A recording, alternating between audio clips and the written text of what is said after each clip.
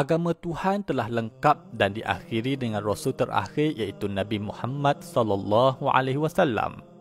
Dalam sejarah tidak pernah sunyi kes pendakwaan seseorang yang mengaku sebagai Nabi baharu dan mendakwa mendapat wahyu.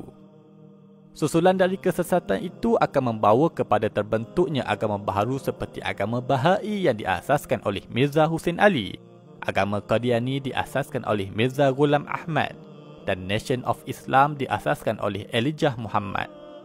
Begitu juga dengan satu ajaran yang bernama Millah Abraham atau dikenali juga dengan nama lain seperti Al-Qiyadah Al-Islamiyah, dan gerakan Fajar Nusantara Kafatar adalah satu gerakan ajaran yang diasaskan oleh Ahmad Musaddiq dari Indonesia. Ia adalah satu ajaran sinkritis dengan doktrin agama Islam, Kristian, Yahudi dan ajaran pengasas yang sinonim dengan membuat penafsiran baharu kepada Al-Quran. Ajaran ini telah difatwakan sesat dan menyesatkan oleh Majlis Ulama Indonesia MUI pada tahun 2007. Pada ketika itu atas nama Al-Qiyadah Al-Islamiyah dan pada tahun 2009 atas nama Millah Abraham.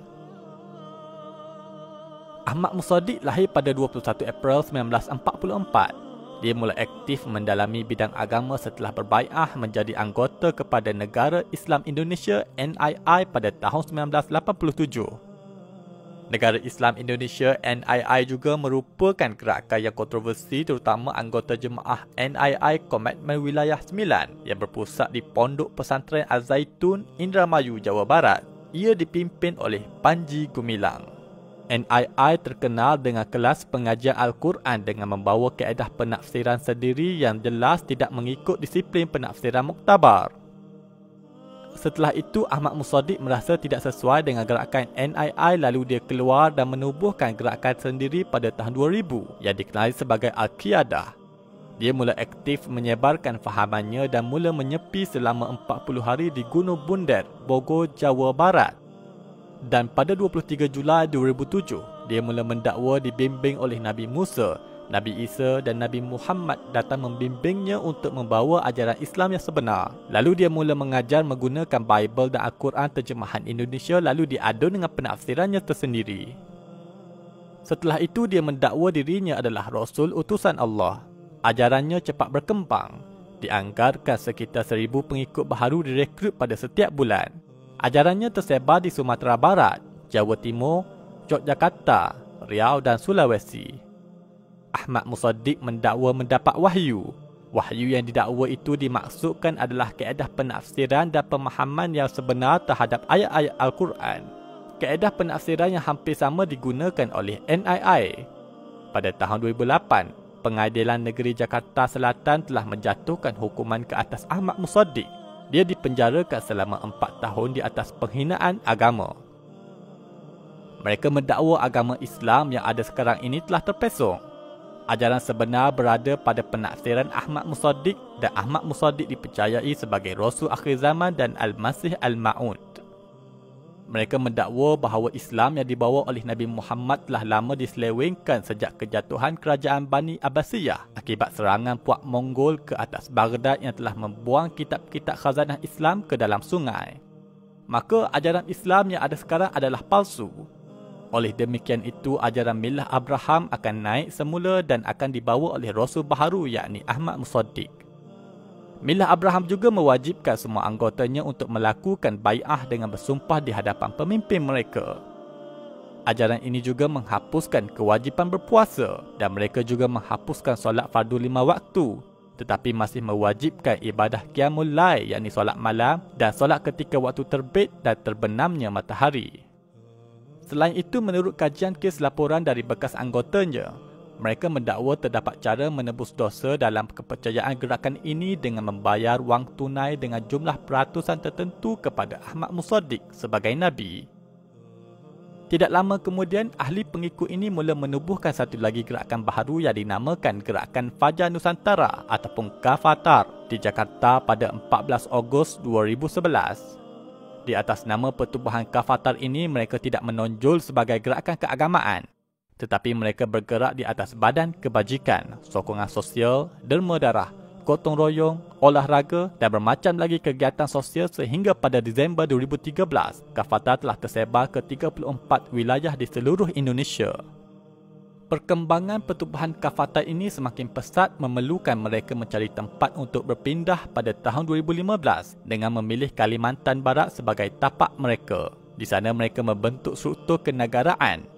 Setelah itu, gerakan ini dikesan secara jelasnya hubungan mereka dengan ajaran Ahmad Musaddiq dan terbukti melakukan aktiviti menyampaikan ajaran Millah Abraham. Kami menyatakan sikap telah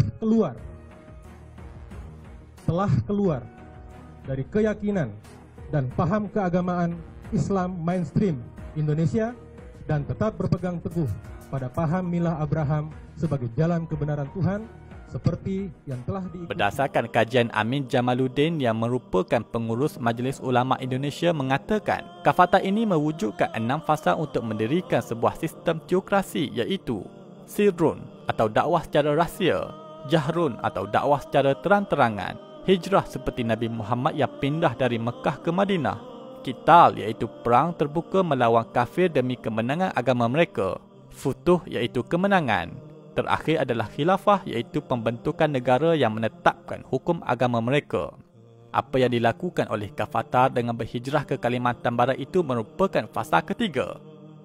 Hasil daripada itu membuatkan masyarakat Kalimantan mengamuk dan menyerang desa-desa yang dihuni oleh pengikut Kafatar di Kabupaten Mempawah Timur, Kalimantan Barat pada Januari 2016. Mereka membakar tempat tinggal, rumah dan tanaman yang diusahakan oleh pengikut Kafatar. Sekitar 1,124 orang ahli Kafatar dari desa tersebut dihalau. Kontroversi itu menyebabkan reputasi nama pertubuhan Kafatar telah jatuh dan pertubuhan mereka telah dilarang dan difatwakan sesat. Menurut jurnal terbitan University Sains Islam Malaysia bertajuk Gerakan Millat Ibrahim, satu ancaman terhadap umat Islam mengatakan bahawa pengikut Millah Abraham menggelar sesiapa yang tidak mengikuti ajaran Millah Abraham dianggap sebagai sesat, kafir dan syirik serta wajib bertaubat dengan ajaran Millah Abraham. Malah mereka juga tidak memakan sembelihan daging orang Islam. Di Malaysia, ajaran ini mula dikesan pada tahun 2013 setelah aduan diterima oleh Bahagian Perancangan Penyelidikan dan Pembangunan Jabatan Agama Islam Selangor, JAIS. Sekitar tahun 2014 sehingga tahun 2016, masyarakat Malaysia dikejutkan dengan penangkapan beberapa orang pengikut gerakan Millah Abraham.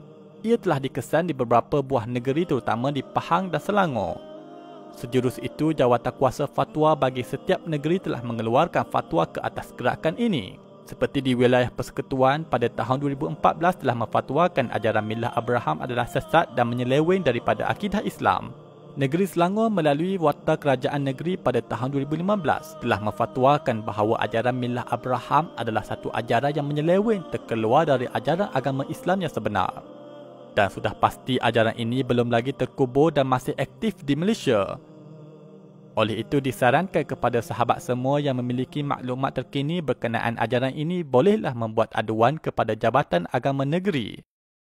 Dan ingatlah kita kepada firman Allah. Al-yawma akmaltu lakum dinakum wa atmamtu alaykum ni'mati wa raditu lakumul Islam dina.